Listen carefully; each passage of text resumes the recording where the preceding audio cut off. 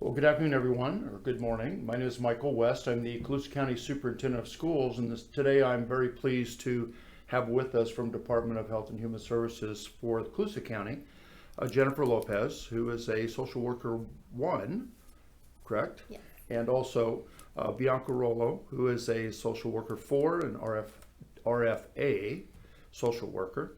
And we're extremely pleased to have an opportunity to interview these people because we value our relationship with Health and Human Services especially. They've been invaluable for us, especially this past year. The partnership has been incredible, and I want to thank you guys. I know you work behind the scenes a lot, but thank you ahead of time for all that you're doing. And we really want to kind of maybe discuss some things about foster youth today and how that process kind of works. And so if you don't mind, maybe we could start with Jennifer and then you, Bianca, and you could tell us kind of what your job is, what you do, and how you function at the county level. Sure, perfect. Sounds great. So my name is Jennifer Lopez. I am a social worker one, particularly a parent partner social worker. So basically what my role is here, I work with families. In this kind of topic in the RFA, I support Bianca's families who are going into the RFA process, getting any resources they need, whether it be the parents, whether it be the children themselves, and kind of work going into the homes and seeing just any services, whether it be therapy, whether it be transportation, whether it be just activities they can do to better their relationship and their process. Jennifer, what does RFA stand for? RFA stands for Resource Family Approval. Thank you. Thank you. We use a lot of acronyms. Right, yes, and we know that, but maybe not the public, and so we're here to educate you guys a little bit. Yes, exactly. Bianca. So I am the RFA social worker, so I assist families that are coming in that want to become a resource family, and I assist them with the whole approval process. I get them started from the application all the way to the end. It's the same social worker all the way to the end, so we make that connection, and I'm able to help them complete the entire process. And that goes for families that want to just be foster homes, or that goes for relatives that want to get placement of any relatives that have come into our custody. It's everyone, anyone that is interested in becoming a resource family. I'm here to help them from the start to the end. Well, that's terrific. That's a great process. I have to ask a follow-up to both of you. Why social work? Like I said, we kind of spoke earlier. I thought my whole life I was going to become a teacher, but I just fell in love with social work and just kind of having the impact on these children's lives and getting these opportunities that they might not have gotten, and kind of seeing them flourish and into better human beings, and just helping them reach their dreams and their goals is really rewarding. Terrific. That's terrific. Bianca, about you? I chose social work for the same reason, specifically in this county because I was raised here. I did social work in other counties and for other companies, and it's nothing like coming back to your own county and helping our youth and our children here, helping them with anything that they may need to become successful and build that foundation for the rest of their life. Well, we're glad you guys are here. We definitely are, and God bless you for being involved, because it's a thankless job. I know a lot of times, and it's just a lot of work, and we do understand that. But we want to help support you any way we can. So obviously, we know that May is Foster Youth Month, and Foster Care Month rather. And we kind of want to get an idea from you two, maybe how child welfare services, what that process is of becoming a foster parent. Is that a really long process? Is it something that anybody could get into, or does it take a lot of money? Do you have to be really well off to be a foster parent? What are some of those details of that part? Yeah, so becoming a resource family is about a 90-day process, kind of like at your own pace. It's free of cost, so you don't have to pay for anything. The county will assist you in anything that you need. So really anyone can become a resource family. We just go through an assessment together. We want to make sure that you're in good mental, physical state, stable. Income, we want to make sure that you have some sort of stable income, but income requirements, there is no income requirements. We just want to make sure that you're stable enough and can financially support yourself and this child, especially because we don't know if this child will lead to maybe permanency, maybe adoption, if it's just temporary, if you just temporarily want to foster. We just want to make sure that we're covering all of our bases when we start the process. I think that's a good point too, because sometimes people assume that a foster child that you take guardianship of or care of suddenly becomes your lifelong responsibility. It's a temporary placement, correct? You can have a temporary, so when you start the process, we'll ask you those questions. Is it something that you want to do temporarily? Or is it something that you want to do permanency? Do you want it to lead to adoption? But we always want to focus on, with all of our foster homes that we have coming in, we focus on reunification, because that's our main goal, is for these children to reunify with their families. So we love and we appreciate all these families that are coming in to help us, but we always want to focus on reunification, and we want to make sure that all families know that our first and main goal is reunification with families. So I guess another question on that part of it, because there's a lot of loving families out there, and a lot of people that are the kids have left the nest and they're getting, maybe they miss being around kids or whatever too. So like, could grandparents be involved in a foster program, or people maybe a little more seasoned in their life? Yeah. Would that be a possibility too? Yep. And Grandparents, older people, whatever you're assuming that anyone can do it. As long as you're over the age of 18, Okay. you qualify to be, to at least apply, and then we go through that process together to see, exactly what it is and the qualifications to become RFA. Cool. Yeah, older, seasoned. We use seasoned. That's much better. So, what kind of need is there in Colusa County right now for foster parents? There's a huge need, Yes, there huge need for foster families in this county. A lot of the times we have to source out and send our children to other counties with different foster family agencies, because we don't have enough of our own homes here in the county.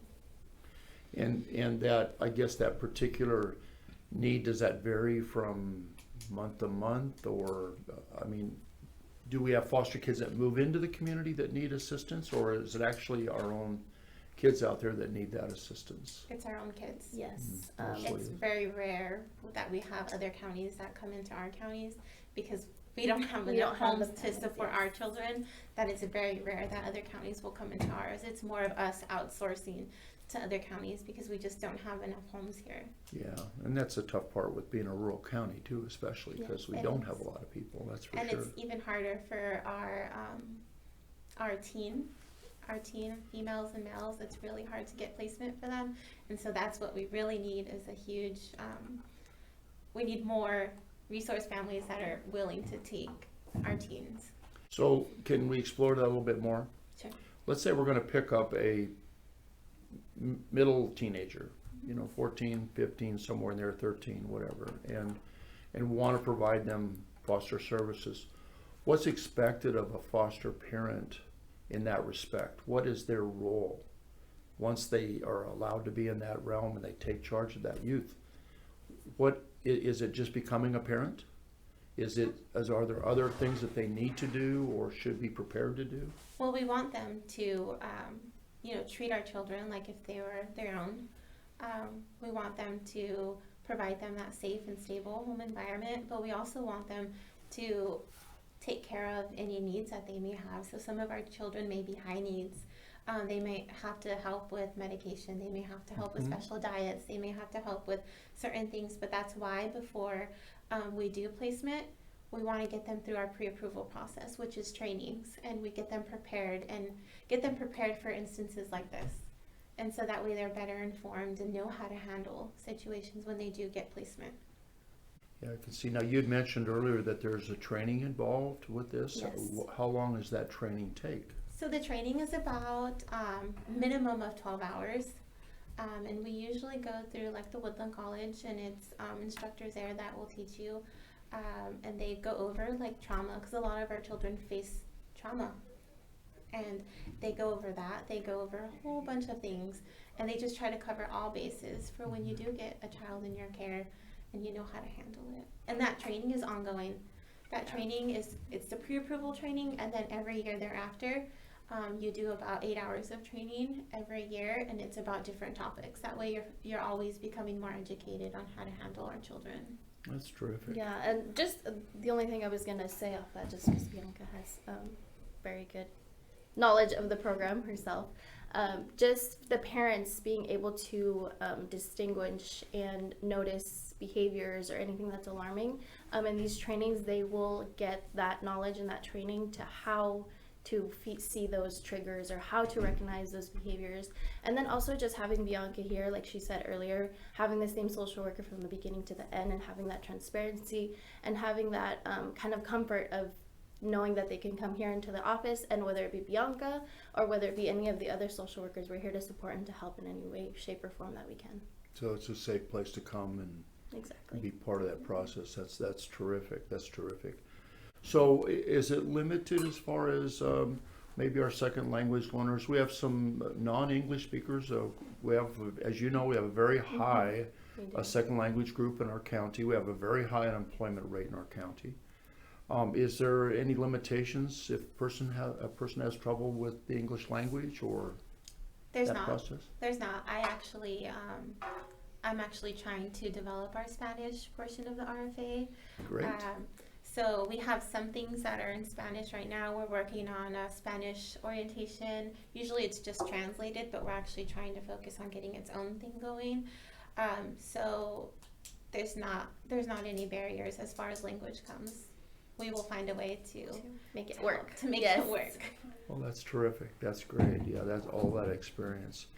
So if community organizations or community members maybe want to get involved and assist with the foster youth in the county, is there a way for them to get involved in that process to support it, whether it be financially or maybe through organizational events, things like that? Or Events are definitely possible. We love going to events and helping spread the word for RFA. A lot of people are not really informed of RFA. They don't really know that RFA exists. They're aware of different foster agencies, but they don't know that the county holds their own. And so definitely going to events and stuff like that, that's definitely important. But as far as community members, I think you said like donating or maybe like coming forward to RFA, becoming an RFA home, yes, we wouldn't be able to take like just donations or anything like that. It just has to deal with like families coming forward and wanting to go through this process and become the RFA home. okay. So does the foster process involve a temporary placement, maybe for a week or something like that also? That would be, say a family gets displaced and they just can't care for the kids or something. Is that part of that process too, or Yeah, not? so you would go through the entire RFA process, and in that process you can say, I just want to be maybe like respite care. I just want to be a home where kids can come to like for a week or a couple of days or 2 weeks or 3 weeks. Or you can say, I want to be a home that can offer permanency. I want to be a home that they know that can lead to adoption. And so families have that choice, and they relay that to me during their assessment process for RFA. Well, I'm sure you're answering a lot of prayers. That's for sure. That's wonderful. Well, I guess any final thoughts you wanted to give us? So I think I want to elaborate a little more on everyone will go through the same process, whether you're going with the foster family agency or you're going with RFA. They both go through the same process. So if you were working for a foster family agency and you wanted to convert over to RFA, it's all the same process. So that way it's easier. It's just one streamlined process. We all do the same things. Before it was different, now it's all the same. That process, will include getting a background check, fingerprints, going through a comprehensive assessment, which will include, several interviews, a home inspection. But I'm with them the whole entire way. So from day one till the end. So we get to do this process together. And I think that's really important for people to know that it may seem like it's a difficult process, but it's not. And I will be there to help them with every step of the way. A lot of support there. A lot of great. support. That's great. A lot of support. Any other thoughts? Just other thoughts as well. I know Bianca's working on developing the program's social media presence more, just so she can put more information and kind of events that will come up in the future. And then as well, just look out for brochures and posters in the community, and you'll be hearing more from us. Well, Jennifer, Bianca, thank you for your time today. Thank you for listening and being a part of our conversation. I would encourage you to find out all you can about foster youth programs. As you know, we need a tremendous amount of help. And especially this past year and a half has been quite traumatic on everyone, but even more traumatic on our young people. So we need to be aware, need to be visible, but find a way to help your community members and find a way to help our youth that are in need. So thank you, and we hope you have a great day. Thank you. Thank you.